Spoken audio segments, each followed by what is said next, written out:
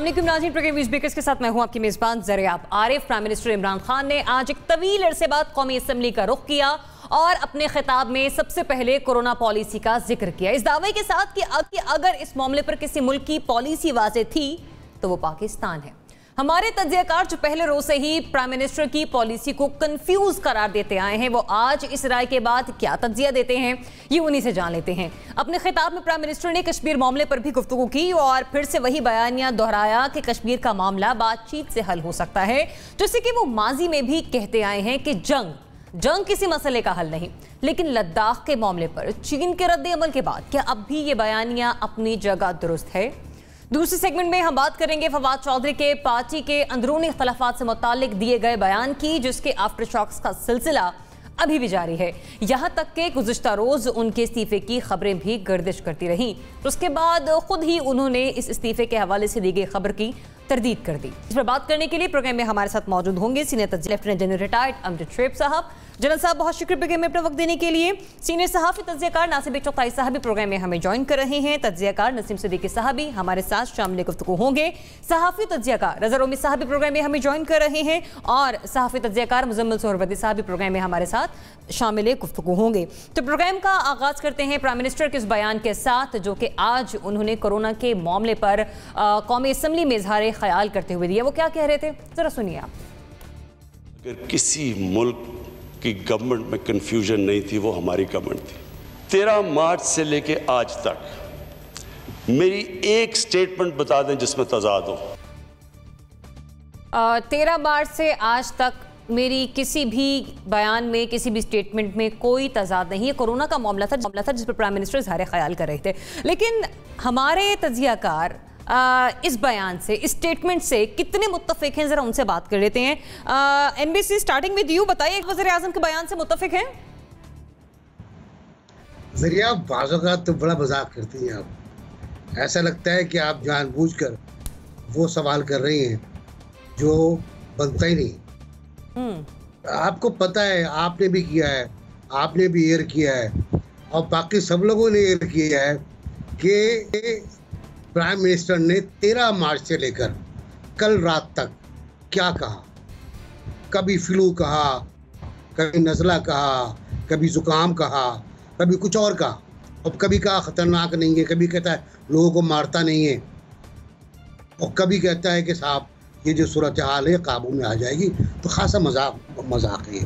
और prime minister को चाहिए कि वो बहुत संजीदगी के साथ, आज मुझे बहुत अच्छा लगा, मैं बहुत खुश हुआ आज जब प्राइम मिनिस्टर ने फसाद से पाक और अमन माहौल में खिताब किया। और ये खिताब वो था कि जो वो सुनना चाहता था। इसमें अगरचे बहुत सी बातें गलत थी, मतलब बिल्कुल ख्वाजा आसिफ ने मेरे ख़ानदान के बारे में जो गलत बयानी की प्राइम मिनिस्टर ने, वो गलत थी। उसके अलावा तारीख भी गलत थी, उसके साथ साथ हक़ाइक़ भी गलत थे। लेकिन एक पुरअमन माहौल में एक प्राइम मिनिस्टर का खिताब मुझे बहुत अच्छा लगा। मैं पूरी असम्बली को मुबारकबाद देता हूँ कि उन्होंने वो सुना। लेकिन फिर लेकिन आता है ज़रिया, प्राइम मिनिस्टर को भी बैठना चाहिए था, प्राइम मिनिस्टर को भी सुनना चाहिए था, प्राइम मिनिस्टर को, बिलावल को और ख्वाजा आसिफ को उसी तरह सुनना चाहिए था जिस तरह वो मुस्कुरा के सुन रहे थे। तंजिया मुस्कुराते सही, जैसे भी सही। और मैंने आज स्पीकर चेयरमैन को देखा मैंने, जिन्होंने आज बहुत अच्छी तरह, बहुत बेहतर अंदाज में कंडक्ट किया है। लेकिन प्राइम मिनिस्टर ने हमें हर दौर में कंफ्यूज किया, कोरोना के बारे में ख़ास तौर से। कभी कहा कि साहब ये कोरोना जो है नज़ला है, कभी कहा कि ये इतना ख़तरनाक नहीं है, कभी कहा कि गर्म माहौल में ख़त्म हो जाएगा, कभी कहा कि नौजवानों को नहीं लगेगा। अब कहते हैं बुज़ुर्गों को बचाना है, बहुत अच्छी बात है कि अब नए टास्क पर आ गए हैं। अब कहते हैं कि जी स्मार्ट लॉकडाउन ज़रूरी है। अब मुझे तो ख़तरा अब ये लग रहा है क्योंकि प्राइम मिनिस्टर को कोई स्मार्ट लॉकडाउन के नाम पर मुकम्मल लॉकडाउन की तरफ लेके जा रहा है। अगर आप लाहौर को देखें, अगर आप कराची को देखें, अगर आप दूसरे इलाकों को देखें तो मुख्तलिफ एक्सटेंड हो रहा है तमाम इलाके। अब DHA और स्करी टैन लाहौर में और बैरियर टाउन के इलाके और गुलबर्ग पूरा, अगर आप कोरोना और अंदरून शहर, अगर कोरोना में आप लॉकडाउन कर देते हो तो बचता क्या है? इधर कराची की सूरत हाल भी यही है कि सदर बाजार से लेकर औरंगी तक और सुरजानी टाउन तक हर जगह सूरत हाल ये बनती है कि लॉकडाउन हो रहा है। उस पर अमल हो रहा हो ना हो रहा ये मैं नहीं जानता, लेकिन सूरत हाल ये है कि कोरोना वायरस की वजह से अब लोग परेशान होना शुरू हो गए हैं। मैयतें हर मोहल्ले से उठी हैं और हर मोहल्ले से, मतलब प्राइम मिनिस्टर समेत अब अवाम ने भी कोरोना के मामले पर घबराना शुरू कर दिया है। एनबीसी बिल्कुल पॉइंट आपका आ गया। रजा रूमी साहब, आप भी बारहा कहते रहे हैं प्राइम मिनिस्टर की पॉलिसीज को कंफ्यूज। प्राइम मिनिस्टर कह रहे हैं मैंने तो ऐसा कुछ कहा नहीं। देखिए, जाहिर बात है प्राइम मिनिस्टर जो हैं वो ऐसी बात को तस्लीम तो नहीं करेंगे ना, वो ये खुद तो नहीं कहेंगे कि हाँ मैं वाकई कंफ्यूज था। और दूसरी ये बात है कि सियासतदान जो होते हैं वो तो ये आम बात होती है, आज एक बात की, कल दूसरी बात की, परसों तीसरी बात की। हमारे खान साहब का तो अब रिकॉर्ड बन गया है कि वो जो इक़्तिदार में आने से पहले कहा करते थे, आज उन सारी बातों से वो घूम फिर गए हुए हैं। यही जस्टिस काजी फाइज ईसा हैं जिनके खिलाफ इन्हीं की गवर्नमेंट ने रेफरेंस भेजा है। कभी ये और उनकी पार्टी और हमारे मौजूदा सदर इनकी ईमानदारी के गुण गाया करते थे, कहते थे कि हम लोन्स नहीं लेंगे, IMF के पास ही जाएंगे, भीख नहीं मांगेंगे, वगैरह वगैरह, बड़ी लंबी लिस्ट है।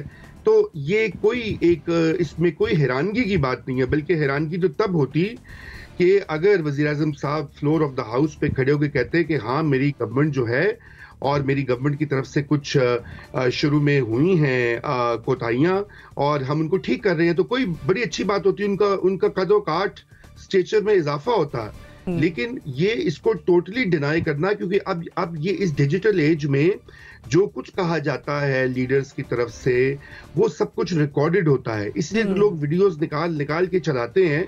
आज से 10-20 साल पहले भी ये मुमकिन नहीं था, लेकिन अब बिल्कुल ये मुमकिन हो चुका है। और ये बात जो अभी एनबीसी ने कहा कि उन्होंने पहले तो ये कहा फ्लू है और मौसम बदलेगा, ठीक हो जाएगा, 2-3% को होगा, वो रिकवर कर जाएंगे, सिर्फ बूढ़ों को होता है, जवान महफूज रहेंगे, इसे टाइगर फोर्स जो है जवानों की बना रहे हैं। फिर उसके बाद उन्होंने ये भी कहा कि अब बिलीफ होना चाहिए, क़ुव्वत ईमानी से आप इसका मुकाबला कर सकते हैं। ये सारी बातें रिकॉर्ड पे हैं, आपने हमने देखी हैं। अब अगर वज़ीर आज़म साहब ये कह रहे हैं कि उन्होंने ऐसी कोई तजाद नहीं है, तो फिर मेरे ख्याल से उनको उस पर झगड़ेसानी करनी चाहिए और उनको अपने वो मुशीरान और वो लोग जो उनको इंफॉर्मेशन देते हैं, टॉकिंग पॉइंट्स या उनकी स्पीच को तैयार कराते हैं, उनको फौरी तौर पर फारिग कर देना चाहिए, क्योंकि उनकी टीम ने उनको नाकाम कर दिया। ठीक है, चलें, इसका गिला तो फवाद चौधरी साहब भी कर चुके हैं, वो हम प्रोग्राम में आगे जाके डिस्कस करेंगे। जनरल साहब बताइए, कोरोना से मुतालिक कोई कंफ्यूजन नहीं, ये बयान है प्राइम मिनिस्टर का, मुत्तफिक है? बिस्मिल्लाहिर्रहमानिर्रहीम। देखिए, एक चीज जिसके ऊपर कोई उनका बयान कभी बदला नहीं, वो था कि लॉकडाउन नहीं करना। ये तो उनका बड़ा इस पे वो मुस्तकिल मिजाजी से कायम रहे और ये पहले दिन से आखिरी दिन तक ये चलता रहा। जहां कंफ्यूजन है वो था वो स्टेटमेंट, जैसे एनबीसी कह रहे हैं कि उन्होंने कहा जी ये बिल्कुल आम फ्लू है, फिर कहा घबराना नहीं। लेकिन ये कंफ्यूजन पूरी दुनिया में मौजूद है। ये इमरान खान अपने पास से स्टेटमेंट्स नहीं देते थे, ये सारी स्टेटमेंट्स मैंने इंटरनेशनल मीडिया में भी पढ़ी हैं, सोशल मीडिया पे भी आई हैं, और हर कोई शख्स जो है वो रोजाना की बुनियाद पे या कोई नया इलाज बताता था या कोई नए उसके सिम्टम्स बताता था। और शुरू दिन से ये चलता रहा कि गर्म पानी पीने से ठीक हो जाएगा, आप गार्गलिंग कर लें उससे ठीक हो जाएगा। फिर पहले जो हमारे मैसेजेस चलते थे उसमें इसके लीथल होने की कोई बात नहीं थी। फिर अब मैसेजेस जब बाद में आए, जो अब टेलीफोन करें तो उसमें से वो जो रिकॉर्डेड आवाज है वो चल निकलती है, अब उसमें घबराने का या मोहलिक होने का भी जिक्र आ गया जो पहले नहीं था। तो ये कंफ्यूजन तो दुनिया में आज भी मौजूद है। उसकी वजह बुनियादी तौर पे ये है कि इस बीमारी को किसी ने भी पूरी तरह अभी तक समझा नहीं, हल नहीं करके देखा। मैं आज वैक्सीन के बारे में पढ़ रहा था, रोजाना की बुनियाद पे एक दावा होता रहा कि जी हमने वैक्सीन तैयार कर ली, बस अभी इंग्लैंड से आ रही है, फ्रांस से। और मैंने आज एक उसके ऊपर एनालिसिस पढ़ा जिसमें उन्होंने लिखा था कि हम आज भी उतनी ही वैक्सीन बनाने से दूर है जितने पहले दिन दूर थे। और उसकी वजह उन्होंने ये बताई हुई कि जो वायरस चला था चाइना से, ये फिरता फिराता वो वायरस रहा नहीं है, ये म्यूटेट करता है, बदलता बदलता कुछ और हो गया है। उन्होंने कहा यूरोप में जाके ये काफी अरसे के बाद उतना लीथल नहीं रहा, उतनी तबाही नहीं मचा रहा जितनी कि ये भी दूसरी जगहों पे मचा रहा है। तो कहने की बात ये है कि अगर आज भी दुनिया कंफ्यूज है और मैं भी अगर कोई इस तरह की बातें करूं और मुझे आप कहें कंफ्यूज, तो फिर बड़ी अच्छी बात है, मुझे बाकी दुनिया के साथ शामिल कर लें आप। लेकिन एक चीज जिससे मुस्तकिल मिजाज रहे वो है आपका लॉकडाउन के और लॉकडाउन के बारे में जैसे एनबीसी कह रहे थे, वो किसी न किसी शक्ल में आज भी जारी है। और वो जो लॉकडाउन है, अगर आप शहर में 100 हल्के हैं और उसमें से 100 में से आपने 70 में लगा दिया है तो शहर तकरीबन बंद है। तो ये वो चीज है जिसमें कि एक उनकी तरफ से मुस्तकिल मिजाजी लेकिन कौम के तरफ एक कंफ्यूजन मौजूद था, क्योंकि लॉकडाउन किसी न किसी शक्ल में होता रहा है, लोग उसको पूरी तरह अमल करें या ना। तो मेरा ख्याल है ये थोड़ा हमें इसको इसका तजिया देखना चाहिए, दो हिस्सों में है। ठीक है, एक तरफ लॉकडाउन स्ट्रेटेजी, एक तरफ कोरोना से रिलेटेड। बेहतर ये होता कि प्राइम मिनिस्टर उन चीजों पे तबाह आजमाई ना करते, वो डॉक्टरों पे छोड़ देते, जो कहते थे वो कहते रहते, ये मुख्तलिफ वक्तों पे इनको बयान ना देते, तो ये बेहतर होता है।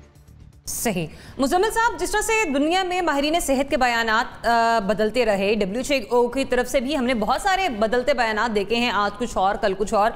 अगर प्राइम मिनिस्टर ने भी कहा कि पहले दिन ये है दूसरे दिन ये है, तो फिर क्या वो ठीक कह रहे हैं?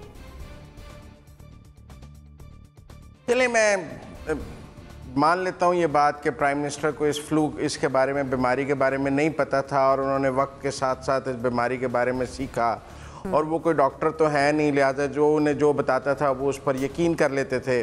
वैसे भी उनकी सियासी बातचीत भी ऐसी समझ आई है कि जिसने जो कहा उन्होंने यकीन कर लिया। किसी ने कहा चीनी ज़्यादा है, उन्होंने बाहर भेज दी, फिर उन्होंने कहा कम हो गई, उन्होंने अंदर बुला ली। तो वो एक सुनी सुनाई बातों पर काफ़ी यकीन रखते हैं और बाद में कहते हैं मुझे किसी ने कहा था मैंने कर दिया। वो मैं मान लेता हूँ, लेकिन अब आप मुझे एक बात बताएं, ये आज जो NCOC ने फैसला किया है कि जी जो कोरोना का टेस्ट है इसका रेट 5,500 रुपये होगा, और अगर किट जो है वो चाइनीज़ नहीं होगी तो 6,500 रुपये होगा।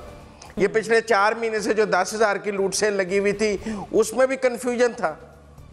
ये जो प्राइवेट लैब 9-9, 10-10 हज़ार, 8-8 हज़ार का टेस्ट कर रही थी फरवरी से लेकर आज 25 जून तक, ये NCOC को नज़र नहीं आ रहा था। जिस असद उमर की आज वो मेरे साथ तारीफ़ें कर रहे थे कौमी असम्बली में, उसको ये बात फरवरी में नहीं पता थी कि किट कितने की आ रही है और टेस्ट कितने का होना चाहिए।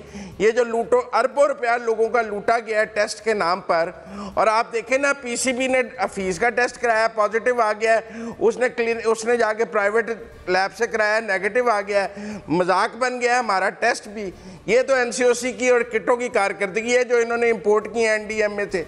इसको कन्फ्यूजन ना कहें तो क्या कहें। मेरा मतलब है कि हम 4 महीने में एक ऐसी किट नहीं पाकिस्तान में ला सके जो सही टेस्ट ही कर दे। हमारे 10 क्रिकेटर अब इंग्लैंड जाने से बैठे हैं, वो अपना प्राइवेट लैब से जाके टेस्ट कराते हैं तो वो नेगेटिव आ जाता है, PCB उनका टेस्ट कराता है सरकारी तौर पे तो पॉजिटिव आ जाता है।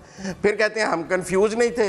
वेंटिलेटर की कीमत फिक्स कर देते कि भाई प्राइवेट हॉस्पिटल इससे ज़्यादा नहीं चार्ज करेगा, इस पर कोई पैसे लगने थे, ये रेट ऑफ द गवर्नमेंट है। कंफ्यूज नहीं थे, क्या देते ऑक्सीजन इतने में मिलेगी, वो जो एक्ट्रमा इंजेक्शन है 3-3 लाख का बिका है 20,000 का, उस पर रेट ऑफ द गवर्नमेंट। मतलब कहीं नज़र ही नहीं आई कोरोना में गवर्नमेंट। मुझे नहीं पता आज क्या तारीफें करते रहे हैं प्राइम मिनिस्टर। कहा लोग यहाँ एक इंजेक्शन 25,000 रुपये वाला 2.5-3 लाख में खरीदते रहे हैं और चीखते रहे हैं कि यार वो मिल नहीं रहा, मेरा पेशेंट ICU में है, मुझे एक्ट्रमा इंजेक्शन ले दो। बाद में इन्होंने कहा वो तो लगाने की इजाज़त ही नहीं है, जब पाकिस्तान में 1 लाख लोगों को लग चुका था। मेरा मतलब है फिर एक गोली के बारे में कहा गया, उसका नाम इस वक्त मेरे ज़हन में नहीं आ रहा, वो चंद 100 रुपये की गोली जो है हज़ारों रुपये की पहुँच गई अगले दिन। जफर मिर्जा साहब कहते हैं स्टॉक हो गया, हमें तो पता ही नहीं लगा। ये कोई हुकूमत है? मेरा मतलब है कि वो कहते थे कि कैपिटलिस्ट इकोनॉमी के बारे में कि अगर तमाम कैपिटलिस्ट को फांसी का ऑर्डर दे दिया जाए तो एक कैपिटलिस्ट जो है ना वो उनकी फांसियों के लिए रस्सी बेचने आ जाएगा। तो हुआ यहाँ ये है कि जब मौत बिक रही थी तो ये सरमायादार उस मौत के खरीदार भी बनकर यहाँ आ गए, और इस हुकूमत ने जिस तरह चीनी में पैसा बनाने दिया, आटा में पैसा बनाने दिया, दवाइयों में पैसा बनाने दिया, इसने यहाँ के माफिया को कोरोना में भी पैसा बनाने दिया और अरबों रुपया बनाया गया लोगों की लाशों पे, लोगों की लाशों पे अरबों रुपया बनाया गया यहाँ पे। साहब और वज़ीर आज़म उसका जवाब देने की बजाय आज ये बता रहे थे कि मेरी एनसीओसी की कारकर्दगी इतनी ज़बरदस्त है कि दुनिया उसकी तरफ देख रही है। दुनिया में $9 में कोरोना का टेस्ट हो रहा था, यहाँ 9,000 रुपये में हो रहा था। $9 और 9,000 में फ़र्क निकाल लें। बेल्जियम में $9 में हो रहा था, अमेरिका में $9 में हो रहा था, यहाँ 9,000 रुपये में क्यों हो रहा है?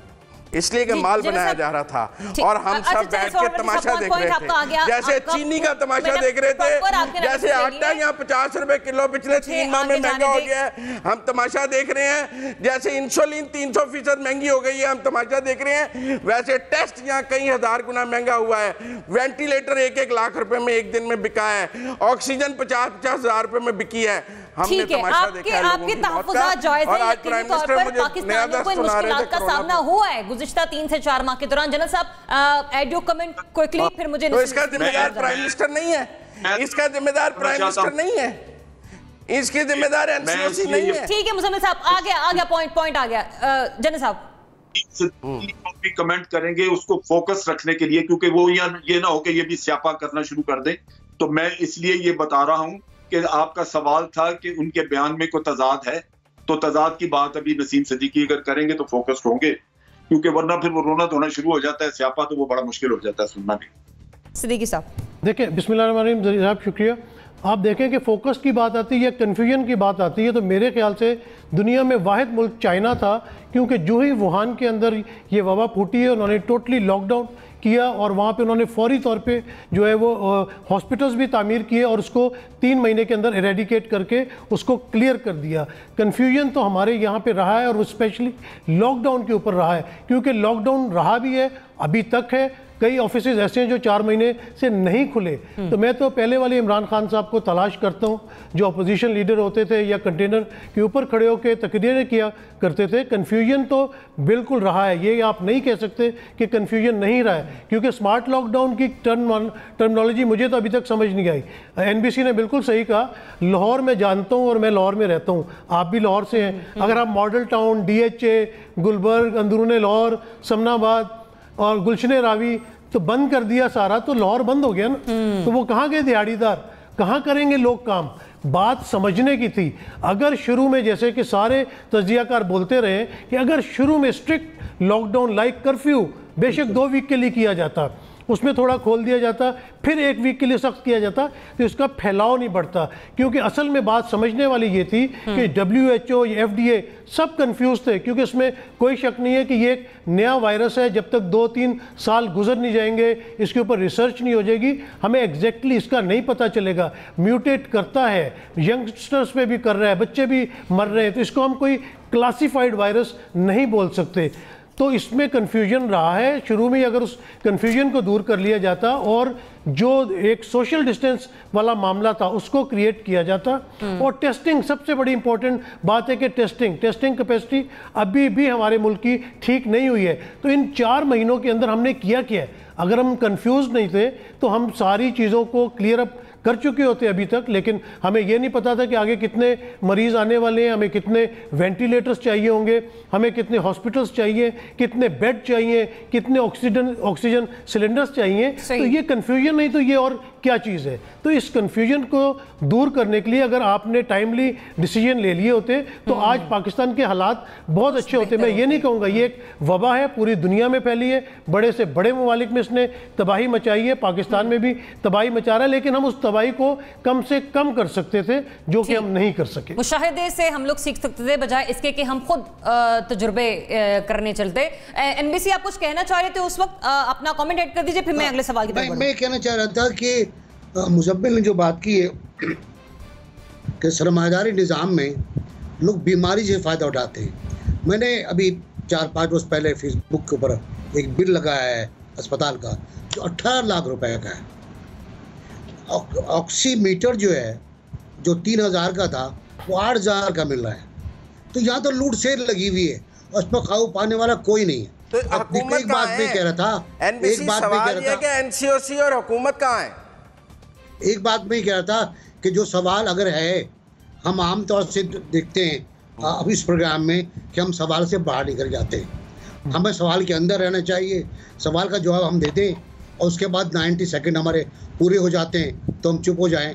लेकिन मैं देखता हूँ कि पूरा प्रोग्राम जो 4 सवालों पर था वो अब 2 सवालों पर महदूद हो रहा है, और ये गलत बात है। जी चलिए, थैंक यू एनबीसी, आपने मेरी तरह मुश्किल आसान कर दी अपने अल्फाज का चुनाव करके। आगे बढ़ते, प्राइम मिनिस्टर इमरान खान साहब ने आज कमेंट सुन लीजिए जरिया। जी जी रजा साहब, सॉरी, मैं सिर्फ ये बात कहना चाहता हूं कि ये अभी जो सारी हमारी गुफ्तगू हो रही थी, सोहरवर्दी साहब ने बिल्कुल सही कहा कि असल जो मसाइल हैं वो इस वक्त ये मसला नहीं है कि वज़ीर आज़म ने क्या कहा, अगरचे कि उसका असर हुआ है लोगों के ऊपर और लोगों ने नहीं सीरियस लिया जब आपके आला ओहदेदार इस तरह की बातें करते हैं, लेकिन अवाम के हकीकी मसाइल तो यही है ना, यहाँ दवाइयाँ, हस्पतालों का इलाज, कारकर्दगी जो होती है गवर्नमेंट की, सूबाई हो या फेडरल हो, वो वहीं से आती है कि लोगों को क्या रिलीफ मिला और लोगों के लिए क्या फैसिलिटीज मौजूद हैं।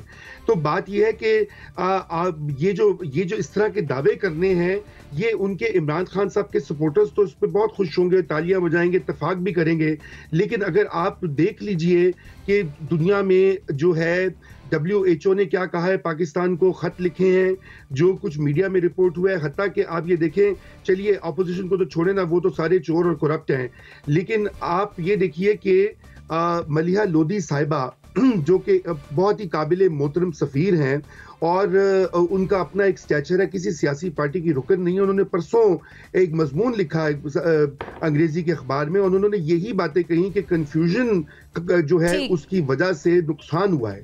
उसकी तायीद जो है न्यूट्रल इंडिपेंडेंट लोग कर रहे हैं, उनको वो ऑपोजिशन को छोड़ दीजिए। तो हमें इन आवाजों को और इन बातों पर भी ध्यान देना चाहिए। सही है, ठीक है। रजा एक सेकंड, रजा रूमी, जो बात आप बात समझे, ये 2 इशू हैं। एक गवर्नमेंट की मैनेजमेंट कंफ्यूजन, बिल्कुल वो अपनी जगह पे आप दुरुस्त कह रहे हैं, लेकिन जो मार्केट में एक आदमी जिसको कोरोना हुआ वो प्लाज्मा बेचता फिरता है 5-5 लाख रुपए की एक शीशी, आप बताइए उसका कौन जिम्मेदार? जिस आदमी के पास एक टर्मा का इंजेक्शन आ गया, उसने मार्केट से एक दुकान से लिया, फिर उसके बाद छुपा लिया और वो अब मार्केट में पूछता फिरता है कि जी किसी को चाहिए तो मैं इतने का देने को तैयार, 5-5 लाख रुपए का वो इंजेक्शन बेचा। जब एक कौम का उसकी अपनी मॉरल वैल्यूज बर्बाद हो जाती हैं, उसमें करप्शन को जायज समझना शुरू कर देते हैं लोग। जब करप्ट आदमी को कहते हैं आवे ही आवे, तो फिर ये आपको तवक्को रखनी चाहिए कि लोग आपके साथ यही सलूक करें।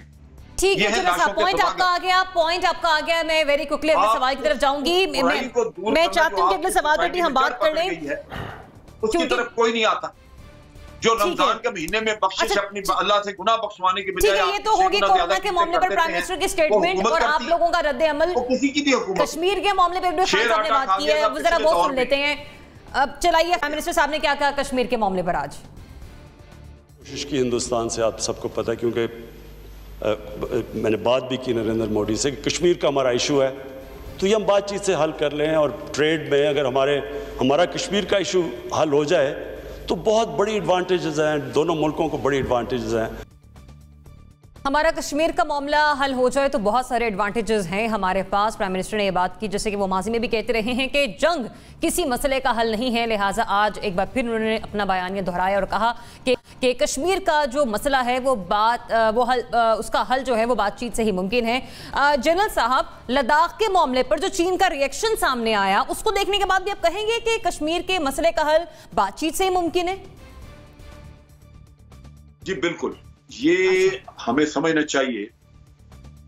अगर जंग हुई कभी इंडिया के साथ तो होगी कश्मीर के मसले पे, लेकिन हमने पहले 2 जंगें लड़ी तो कश्मीर का मसला हल नहीं हुआ। और अब सूरत हाल ये है कि तारीख ये बताती है कि जब से न्यूक्लियर वेपन्स इजाद हुए, इन 72 सालों में कभी किसी न्यूक्लियर पावर्स का 2 का डायरेक्ट टकराव नहीं हुआ, 2 ताकतें डायरेक्ट नहीं जंग में गई। उसकी बुनियादी वजह यही है कि उनके दरमियान जंग शुरू हो सकती है लेकिन खत्म होने का फिर कोई ऐसा दावा नहीं हो सकता। भारत की आप बात सुनिए, जब वो चीन से बात करता है तो उसको बार बार यही कहता है कि जंग मसला नहीं है सारे किस्से का, और ये बार बार कहता है कि हम मुज़ाकरात के जरिए ये सरहद का किस्सा हल करेंगे।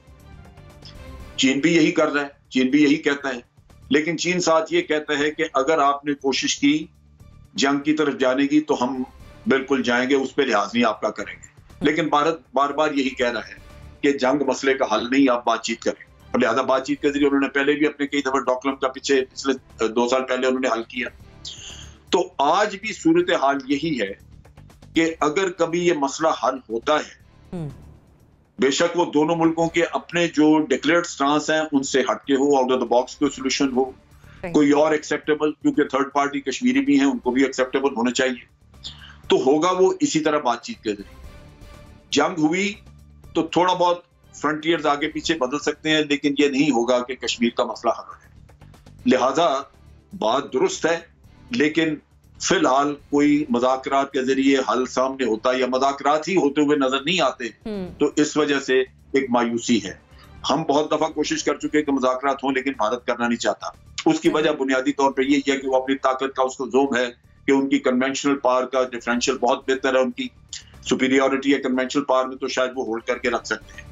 यही चीज कश्मीर जब वो चाइना के साथ देखते हैं और चाइना की कन्वेंशनल पावर उनसे बहुत ज्यादा है, तो उधर जाके यही कहते हैं कि जनाब जंग इसका हल नहीं है, आप मेहरबानी करके बातचीत करें। तो समझते वो भी है, लेकिन चूंकि एक ज़हनी फतूर मौजूद है, एक एरोगेंस मौजूद है, एक ताकत का एक है जोन, तो इस वजह से आपको ये लगता है, लेकिन फैक्ट यही है कि जब भी कभी हल हुआ ये बातचीत से होगा। सही, ठीक है। एनबीसी जनरल साहब, माजरत के साथ ताकत के जोम को चाइना ने उठाकर दरियाए गावलन में फेंक दिया। ताकत के जोम को चीन ने स्टिकों से मारा मुर्गा बना के, और ताकत के जोम को चीन ने हाथ पैर तोड़ के और नेक लॉक लगा के कत्ल कर दिया। ये ताकत का जोम था ना, कि जो अंदर घुसे थे LAC के क्रॉस कर चाइना की जगह पे ना रखें, भारत की जगह पे अपने आप को रखें। आप चाइना नहीं है ना, ये सोचें। मैं जो अर्ज कर रहा हूँ सिर्फ बात ये है कि अगर मैं जंग को आउट ऑफ एजेंडा करार दे देता हूँ, अगर मैं जंग को आउट ऑफ टेबल करार दे देता हूँ, और तो मोदी क्या करेगा मेरे साथ? आपने गलती की थी जनरल साहब, जब आपने कहा कि मोदी इंतखाबात जीतने के बाद मसला कश्मीर को हल करेगा। क्या मसला कश्मीर हल हुआ है? 25 से 30 नौजवान हर महीने कत्ल हो रहे हैं, ज़्यादा भी होते हैं। 12 से 25 नौजवान अगवा होते हैं, गायब हो जाते हैं, और 30 से 40 औरतों की अस्मत दरी होती है। बात कहाँ खड़े हैं हम तो एक मोहम्मद बिन कासिम की आवाज़ पे दौड़े थे, यहाँ तो कितनी औरतें आवाज़ें दे रही हैं। हम बंद पड़े हुए हैं, हमने अपने आप को खोल में के डाल लिया है, और हम कहते हैं भाई जंग मसले का हल नहीं है। अरे भाई, अगर जंग मसले का हल नहीं है तो तैयारियां क्यों कर रहे हो? तैयारियां किस लिए? ठीक है, मोदी से कह दो भाई जो आपको करना है करें आप। मैं क्योंकि आप ज़्यादा बेहतर जानते हैं, लेकिन मैं उस इलाके में गया हूँ, मैं अपने कश्मीर में कई बार गया हूँ, वहाँ भी गया हूँ, और वहाँ मैंने अपने बारे में, पाकिस्तान के बारे में, उस आउट ऑफ बॉक्स सोल्यूशन की राय सुनी थी लोगों की, वहाँ के अवाम की, जो बुरा भला कर रहे थे। और मैंने वापस आकर जनरल मुशर्रफ को बताया भी था कि लोग आपको क्या कह रहा है। तो वो वहाँ के लोग कुर्बानियाँ दे रहे हैं, उनको आपकी तरफ से एक बयान की कशी का इंतज़ार होता है कि आप उनकी हिमायत कर दें।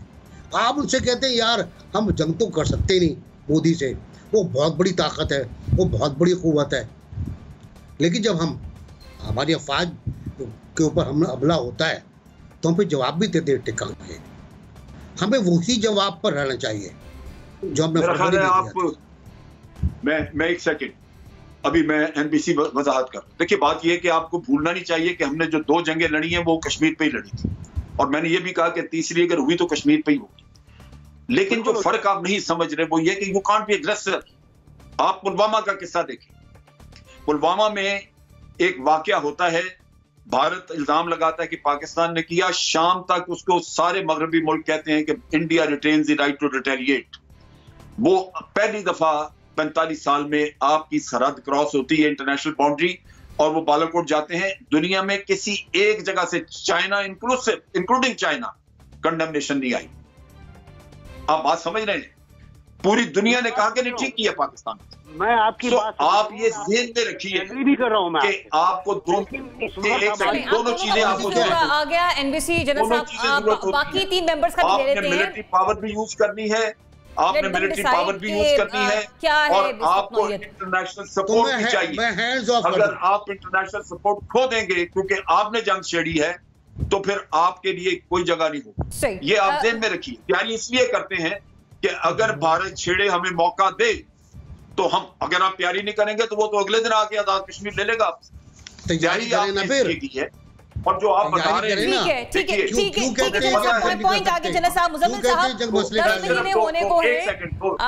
एक सेकंड जी जनरल साहब, देखिए बात यह है कि जो कश्मीर में लोगों के साथ हो रहा है वो हमें पता है, हमें भी पता है। लेकिन जब हमने 1965 में वहां पे जाके हमने अपने उतारे लोग, कमांडोज वगैरह उतारे, तो उस वक्त कश्मीरियों ने उनको पकड़ पकड़ के हवाले किया इंडिया, आपको पता ही है।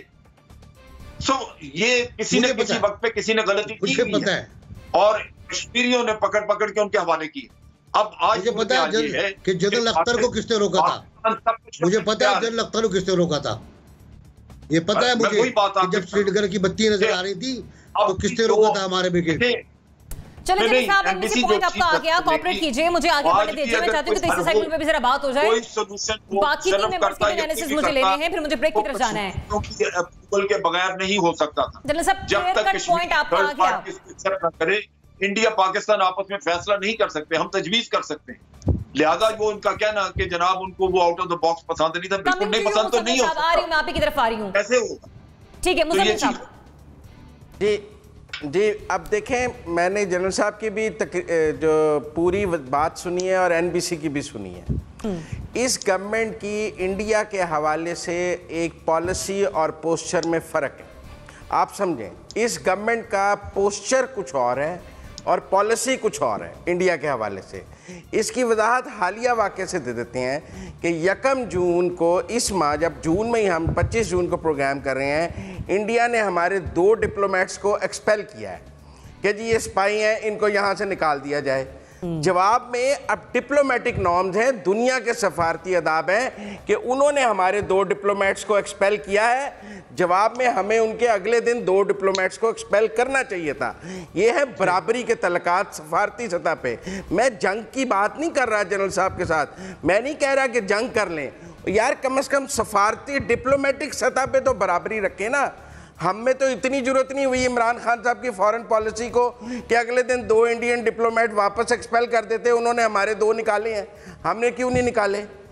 उनके 2 डिप्लोमेट्स ने इस्लामाबाद में एक मासूम शहरी को गाड़ी से हिट किया है, हमने उनको गिरफ्तार किया है। उन्होंने दिल्ली में पाकिस्तान एम्बेसी का मुआसरा कर लिया है, 2 घंटे में अपने डिप्लोमेट्स इस्लामाबाद में छुड़ा लिए हैं। हमारा कानून कहाँ था?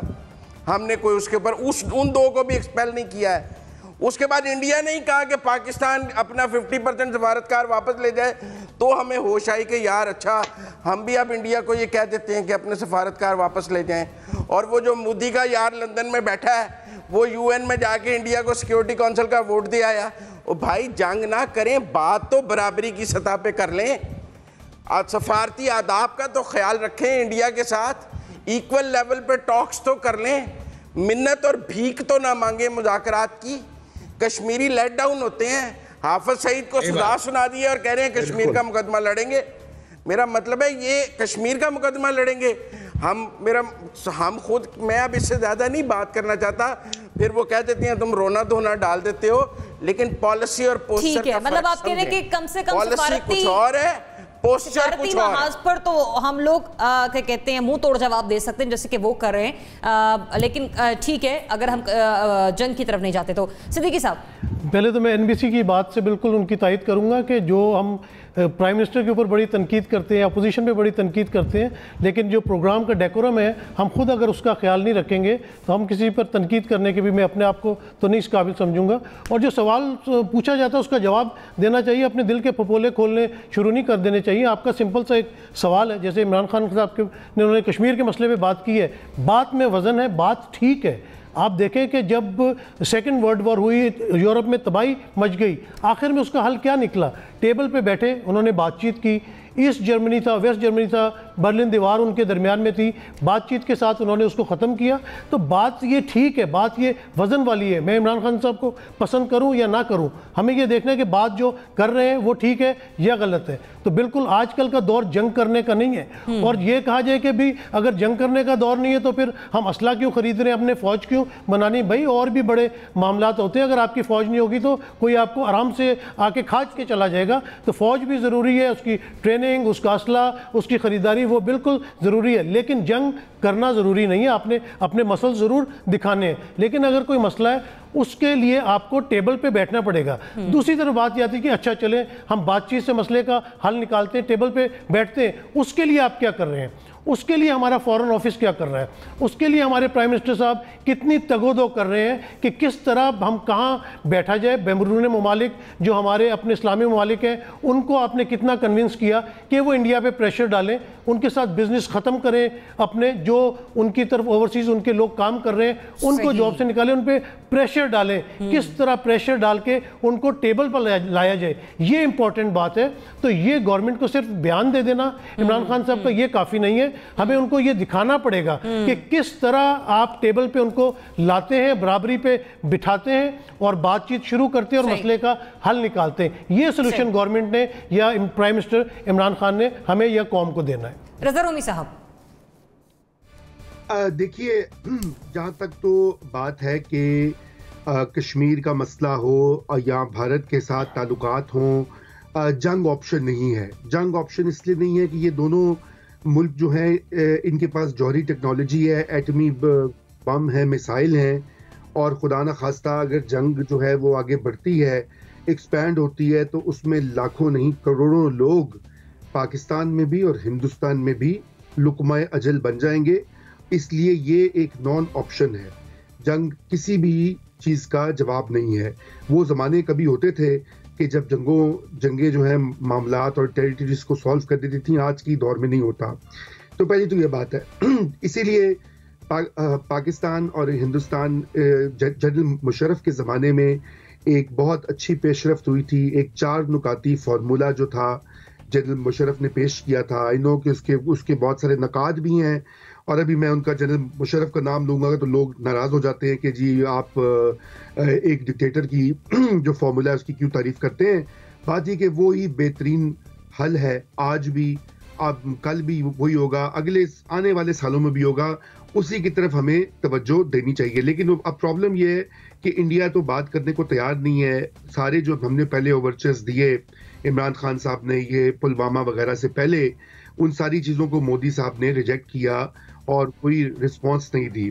अब कौन लाएगा उसको मुज़ाकरात की मेज़ पर? इसीलिए हमें आलमी जो है राय आमा हमवार करनी है।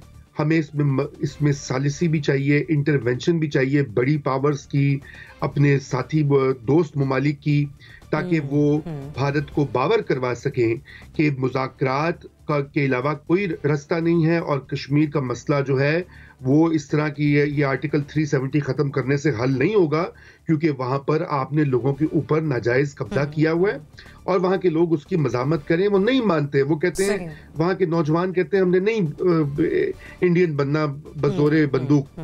तो अब क्या किया जाए? अब ये तो सारी बातें जंग और अमन की तो हो गई। अब सवाल इस पे आते हैं कि मौजूदा हुकूमत की कश्मीर पॉलिसी क्या है।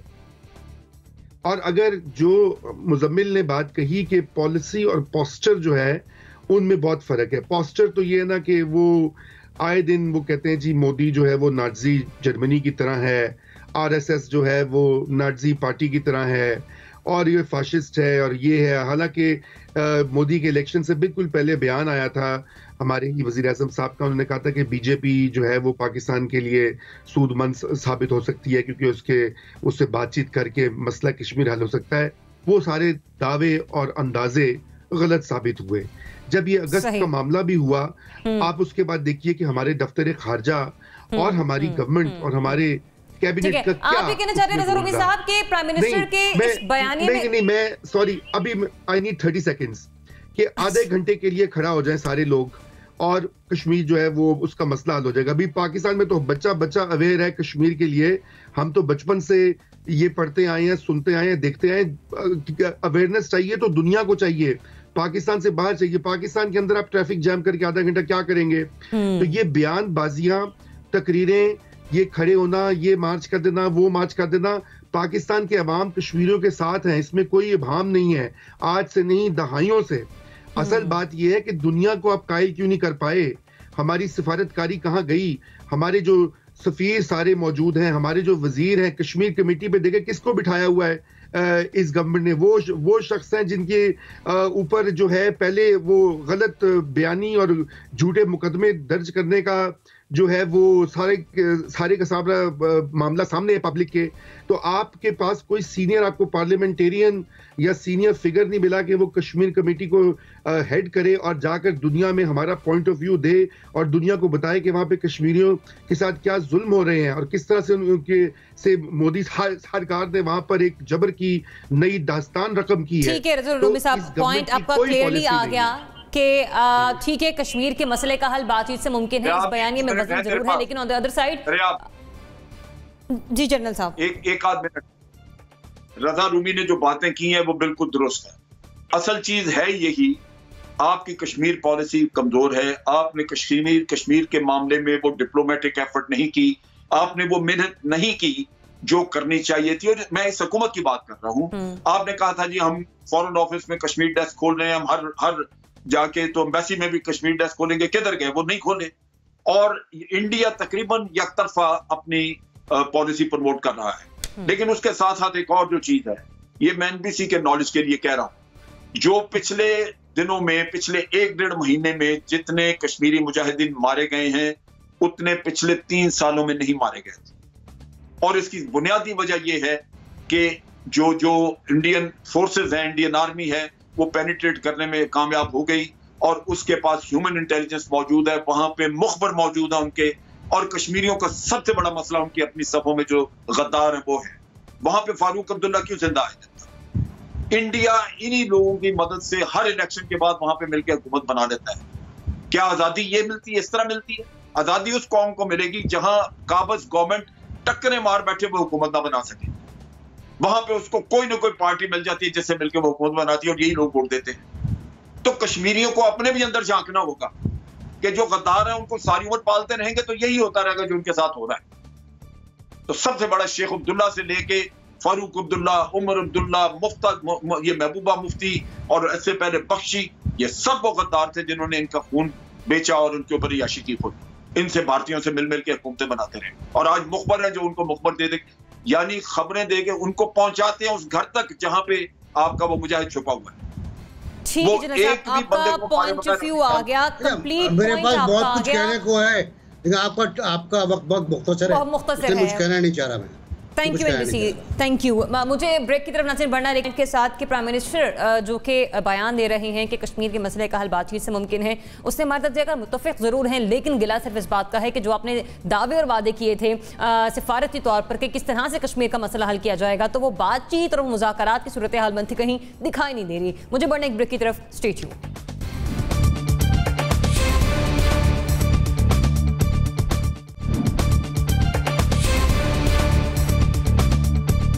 वेलकम बैक नाज़रीन। वाकई वज़ीर फवाद चौधरी साहब ने जब से पार्टी के हवाले से एक इंटरव्यू दिया है उस वक्त से लेकर बहस थमने का नाम नहीं ले रही है और कल तो यकीन जानिए उनके मुस्ताफ़ी होने की खबरें भी सामने आ गई, जिससे खुद उन्होंने ट्वीट करके उसकी तरदीद की। लेकिन रहनुमाओं, सीनियर रहनुमा हैं, उनकी जानिब से रद्द-ए-अमल कुछ ऐसा नज़र आ रहा है कि उनके बयान से, उनकी इस तरह की गुफ्तगू से पार्टी को खासा नुकसान पहुँच रहा है। लेकिन क्या वाकई वफाकी वज़ीर फवाद चौधरी साहब PTI की सियासत को नुकसान पहुँचा रहे हैं अपने बयानात या अपने कॉल ऑफ फेल के जरिए? एनबीसी बताइएगा, अब वाकई नुकसान पहुंचा रहे हैं? अच्छा, एक साहब ने कहा कि फवाद चौधरी ने किसी के कहने पर बयान दिया है। अच्छा, तो एक क्यों तत्सलक गुफ्तगू हुई, कुछ जंगी गुफ्तगू हम कर चुके, तो एक शेर सुन लीजिएगा। ये दो किनारे तो दरिया के हो गए हम तुम, ये दो किनारे तो दरिया के हो गए हम तुम, मगर वो कौन है जो तीसरा किनारा है? वो तीसरा किनारा कौन है जिसने फवाद चौधरी को कहा कि तुम ये प्रेस कॉन्फ्रेंस करो, तुम ये बातें करो? बहरहाल मेरा ख्याल ये है कि PTI की सियासत को नुकसान पहुंचा है।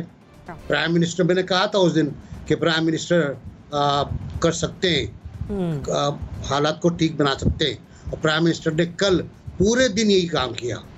असद उमर को मिलाया फवाद चौधरी से, फवाद चौधरी को मिलाया उस्मान डार से, प्रेसिडेंट साहब से जाके मिले फवाद चौधरी साहब और दीगर अफराद, और सबकी दोस्तियाँ हो गई, कुट्टी ख़त्म हो गई, दोस्ती हो गई, सब शिरो शक्कर हो गए और दरिया फिर बहने लगा। लेकिन इस दरिया के रास्ते में बड़ी रुकावटें मौजूद हैं। अब तो लगता यूँ है कि ये रुकावटें ज़्यादा नज़र आएंगी आने वाले वक्त में, क्योंकि फैयाज चौहान का बयान इंडिकेटर है कि फवाद चौधरी के खिलाफ काम शुरू हो गया। मुज़म्मिल साहब, विद इन 60 सेकंड्स। मैं नहीं समझता वो कोई नुकसान पहुंचा रहे हैं। नुकसान तो गवर्नमेंट की अपनी पॉलिसीज़ पहुंचा रही हैं। सच बोलना अगर कोई जुर्म है तो फवाद चौधरी को उस जुर्म की सज़ा मिलनी चाहिए, और अगर वो ये कह रहे हैं कि हुकूमत की कारकर्दगी अच्छी नहीं है, हम डिलीवर नहीं कर सके हैं, और मेरे कुछ दोस्त इस बात से मुत्तफिक नहीं है और उनका ख्याल है कि वो फवाद चौधरी झूठ बोल रहे हैं और वो हुकूमत को नुकसान पहुंचा रहे हैं, तो फिर तो कोई बात ना हुई। अगर फवाद चौधरी अपोजिशन कहे तो कह जी अपोजिशन का काम है तनकीद करना। भाई अगर उनका अपना वजीर कह रहा है कि भाई ठीक हो जाएं, मेरा नहीं ख्याल, मैं समझा बहुत अच्छी बात है, जमहूरियत पसंद बात है, और इमरान खान को उनकी बात सुननी चाहिए। इमरान खान को कल फवाद चौधरी से 1-on-1 मिलना चाहिए था। मुझे ये बात अजीब लगी कि उन्होंने उनको असद उमर से मिला दिया, उस्मान डार से मिला दिया, फिर जिग-जैग कर लिया, फिर उधर से कर दिया, फिर सूबाई तर्जुमानों को कहा बयान दे दें। ये जिग-जैग पॉलिटिक्स उनको नहीं करनी चाहिए थी। इमरान खान साहब को डायरेक्ट फवाद चौधरी को मिलना चाहिए था, 1-on-1 उनकी बात सुननी चाहिए थी। जो तरीका है एक लीडर का, ये कभी उधर से बेइज्जती करा दी, उधर से इज्जत करा दी, ये कोई अच्छी पॉलिटिक्स नहीं है जो कल सारा दिन में हुई है, और इसके कोई पॉजिटिव रिजल्ट्स भी नहीं होंगे। खुद फवाद चौधरी ने कहा है कि इमरान खान ने शाह महमूद और जहांगीर तरीन की 20 मीटिंग्स कराई, सारी नाकाम रही। लेकिन डैमेजिंग है ये पीटीआई के लिए as per your point of view. General साहब, नहीं, मैं नहीं समझता डैमेजिंग है ये पीटीआई के लिए। जो है ना, एक जागने के लिए अलार्म है कि जिसे कहते हैं अवेकनिंग वॉइस है कि वो जाग जाएं। ठीक है, ये जरा वैसे तो सारे जाकर यही बताते होंगे कि बहुत देख लीजिएगा। जनरल साहब, देखिए बात ये है कि ये बहुत सारी बातें जो फवाद चौधरी ने की ये मीडिया में आ जा रही थी, हमें भी इसके बारे में पता था, कुछ ना कुछ तो बातें होती रहती थी, सच थी या झूठ थी, बहरहाल ये बातें हम सुनते रहते थे। लेकिन जब भी कभी आप पब्लिक में करते हैं तो आपकी जगहसाई होती है, उससे लाजमन पार्टी को नुकसान पहुंचता है। आप इमरान खान उसको एक को दूसरे से मिला दें, बगलगीर करा दें, ये कर दें, इसकी जमानत क्या है कि इन सब के दिल साफ हो गए आपस में।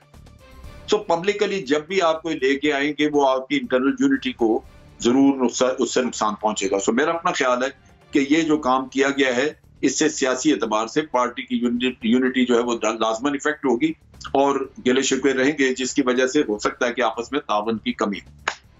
रज़ा रोमी साहब, देखिए, मेरा नहीं ख्याल कि इससे कोई नुकसान होगा, बल्कि फवाद चौधरी साहब ने तो एक वेकअप कॉल दी है, जैसे कि घड़ी का अलार्म बजता है। इमरान खान साहब और अपनी पार्टी को उन्होंने एक तरह से एक पैगाम दिया। अब ये और बात है किसके इमाम पर किया, खुद से किया, किसी ने कहलवाया, ये अलग बातें, इसमें बहस होती रहेगी। सवाल ये कि जो उन्होंने बातें कही हैं क्या उनमें से कोई बात गलत है? मेरा ख्याल है उन्होंने कोई गलत नहीं बात की। वहां पे खींचा तानी, रस्सा कशी, निफाक उस वक्त में हो रहा है जब मुल्क की मईशत डूब रही है, और अब पिछले 3-4 महीने से लाखों लोग एक वबा की जद में आ गए हैं और आगे 6 महीने साल का पता नहीं है।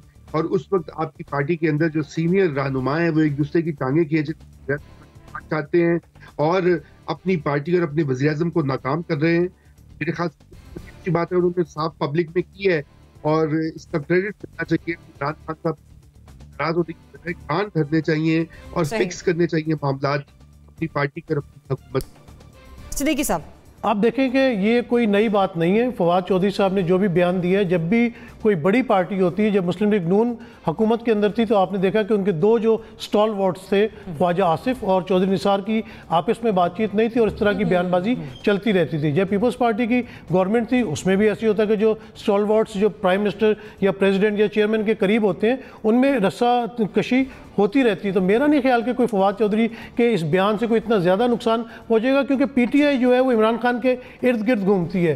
तो वो कहते हैं ना, जो मौला ना मारे तो मौला नहीं मरदा। इमरान खान खुद ही नुकसान पहुँचाएंगे जब भी नुकसान पहुँचाएंगे। और आपने देखा कि सोहेल वड़ाई साहब बहुत ज़ीरक सियासतदान है, वो जब इंटरव्यू करते हैं तो वो कुछ ना कुछ बातें निकलवा लेते हैं। जैसे पिछले दिनों शहबाज शरीफ का उन्होंने इंटरव्यू किया था तो उन्होंने बड़ी बातें निकलवा ली थी जो कि शह सुर्खियाँ बनी TV और अखबारों की।